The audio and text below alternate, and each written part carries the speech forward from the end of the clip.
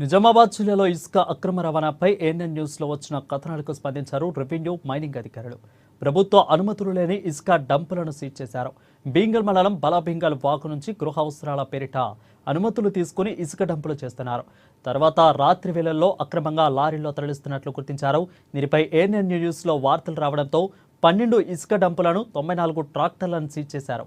అక్రమంగా ఇసుకను తరలిస్తే కఠిన చర్యలు ఉంటాయంటున్నారు అధికారులు.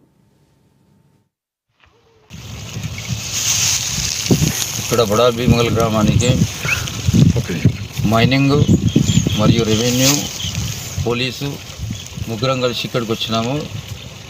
మా యొక్క తహసీల్దార్ గారికి ఇక్కడ ఇసుక డంపులు ఉన్నాయని చెప్పేసి ఇన్ఫర్మేషన్ వచ్చింది. కావున దాని ప్రకారము మైనింగ్ వాళ్ళము ప్లస్ పోలీసు రెవెన్యూ ముగ్గురం వచ్చేసి ఇక్కడికి వచ్చి కొన్ని ఊర్లో కాకుండా బయట పోసినవి ఉన్నాయి. అవిటిని చూసి డంపులు పోసినారు. వాటిని చూసి వాటిని సీజ్ చేసినాము.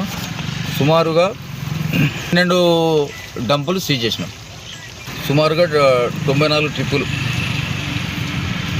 ట్రిప్పుల ఇసుక సీజ్ చేసినాము. మరియు ఇక ముందు గివ్ ఇప్పటి వరకు బులెటిన్ అప్డేట్స్. మరిన్ని అప్డేట్స్ కోసం చూస్తూనే ఉండండి.